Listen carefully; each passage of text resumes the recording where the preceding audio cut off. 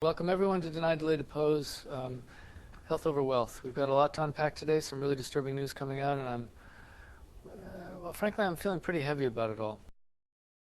Heavy is an understatement. It feels like every week we're staring down the barrel of another preventable tragedy.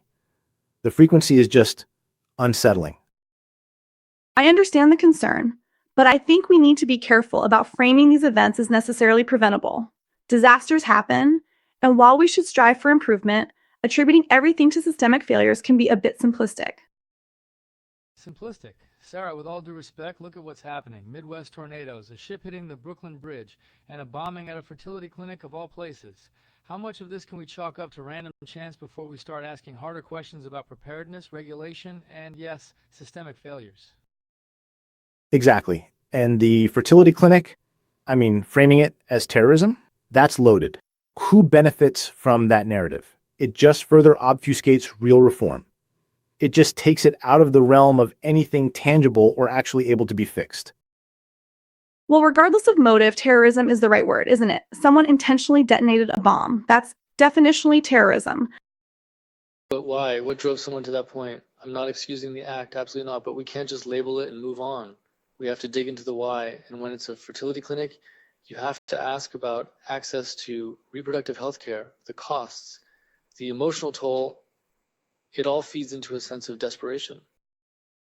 The desperation is palpable and it's being ignored. Like Mangini. His actions were extreme, of course, but they were a symptom. A symptom of a system that crushes people. These events, they're all connected. The tornadoes, the ship, it's the culmination of systemic neglect. Okay, but let's be real. Blaming ALL on systemic neglect is a sweeping statement.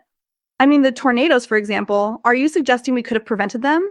We can improve warning systems, build better shelters, sure, but Mother Nature is a powerful force. And the ship, it sounds like a mechanical failure. Things break. It's not about preventing the weather, Sarah. It's about how we respond. Are we prepared? Are resources allocated effectively? Are the most vulnerable populations protected? I read about the church collapsing in St. Louis. People died there. Was that just bad luck? Or were there failures in building codes, emergency response times, access to safe shelter? And the elderly being the highest loss of life? It highlights how vulnerable sections of society are being failed by a system geared around profit.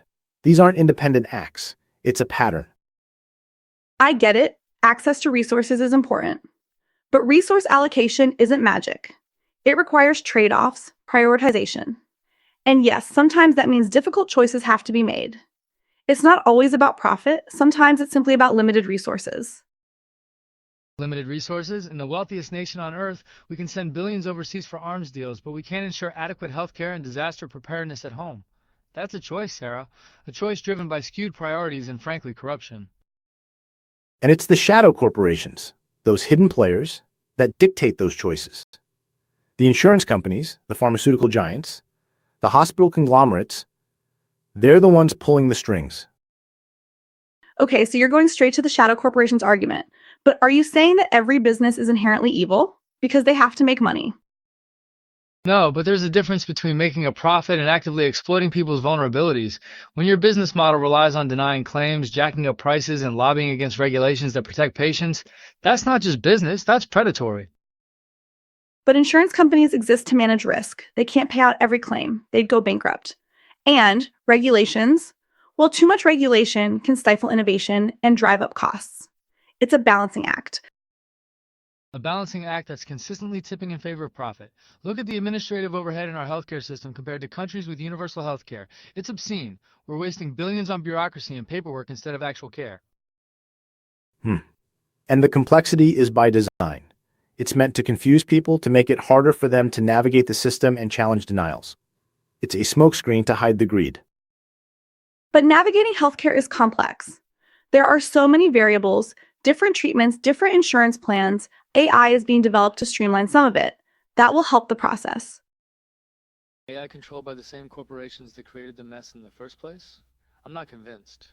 What's to stop them from using AI to further optimize profits at the expense of patient care? Algorithmic bias is already a huge problem.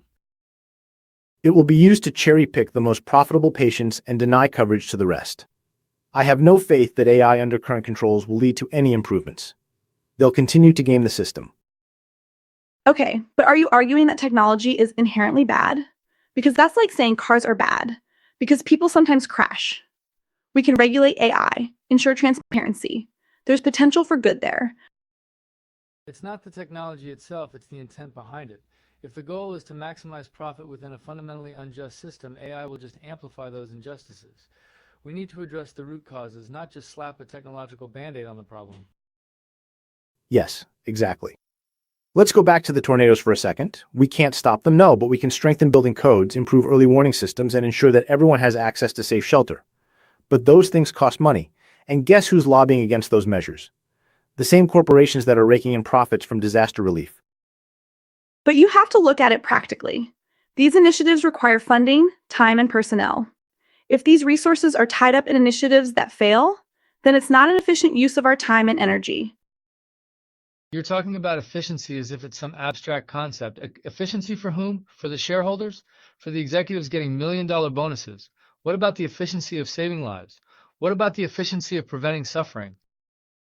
The shadow corporations don't care about suffering. They see it as a business opportunity. A disaster? A chance to sell more insurance, more medication, more services. The human cost is irrelevant to them. That's a cynical view. I think most people in business, even in healthcare, genuinely want to help people. But they also have to run a viable enterprise. It's not a zero-sum game. It is a zero-sum game when your profits are directly linked to other people's pain and suffering. When you're incentivized to deny care, to delay treatment, to cut corners on safety, that's not a viable enterprise, that's exploitation. And the political maneuvering. It's constant. The healthcare industry spends millions lobbying politicians to protect their interests, to block reforms, to weaken regulations. They're masters of manipulation. Lobbying is part of the system. Everyone does it. It's how businesses advocate for their interests within the existing framework. It's not inherently corrupt. But when those interests directly conflict with the public good, it is corrupt. When you're using your wealth and power to undermine policies that would improve people's health and well-being, that's not just advocacy, that's sabotage. And it's not just the big corporations. It's the consultants, the law firms, the PR agencies, the entire ecosystem that supports and enables their behavior. They're all complicit. Guilt by association. I think that's a dangerous path to go down. People are entitled to representation, to legal counsel. It doesn't automatically make them evil. But when that representation is used to shield corporations from accountability for their actions, when it's used to perpetuate a system that harms people, it is morally reprehensible. We can't just shrug our shoulders and say, well, that's just how the system works. The system is designed to protect those with power and wealth. That's the problem. It's not a bug, it's a feature. So what's the solution? Nationalize everything, because that's been tried and it doesn't always work. Look at other countries with socialized medicine. They have their own problems. Long wait times, limited choices. Those are talking points, Sarah. We're not saying it's a perfect system, but many countries with universal health care achieve better health outcomes at a lower cost than the US. We need to at least be open to exploring those alternatives. And it doesn't have to be all or nothing. We can start by strengthening regulations, empowering patients, and holding corporations accountable for their actions. We can break up the monopolies, limit lobbying, and make healthcare a human right, not a commodity. But how do you pay for it? Universal healthcare is expensive. Taxes would have to go up, and that would hurt the economy. We're already paying for it, Sarah. We're just paying for it in a more inefficient and unjust way. We're paying through exorbitant premiums, deductibles, and out-of-pocket costs. We're paying through medical debt and bankruptcies. We're paying through shorter lifespans and poor health outcomes. Exactly. And we're subsidizing the profits of these shadow corporations with our tax dollars. It's a transfer of wealth from the working class to the elite. Okay, but there has to be a middle ground. We can't just tear everything down and start from scratch. That's unrealistic and probably wouldn't work. Incremental change hasn't worked for decades. We need a fundamental shift in priorities, a recognition that healthcare is a fundamental human right, not a privilege for those who can afford it. It's a question of value, Sarah. What kind of society do we want to live in? It's a revolution, not a renovation. A revolution in healthcare, a revolution in values. And these events, the tornadoes, the bombing, the ship, they're all wake-up calls. Will we finally listen? Well, I think we need to be careful about romanticizing radical solutions. Change takes time, and it requires compromise. Demonizing the entire business world isn't going to solve anything. It's not about demonizing business. It's about holding power accountable. It's about ensuring that human lives are valued above profit margins. It's about creating a healthcare system that serves the people, not the corporations. It's about optimizing for the average person, not the shareholder. Precisely. It's about unmasking those shadow corporations, exposing their tactics, and demanding a system that puts health over wealth. It's what Mangione died trying to do. Okay, well, that's all the time we have for today. Thank you both for this conversation. It's definitely a lot to think about. I know it's a heavy note to end on, but I hope it's also a call to action. We can't afford to stay silent, and we can't afford to accept the status quo. Until next time, keep fighting for health over wealth. Indeed. Stay vigilant, stay informed, and stay engaged.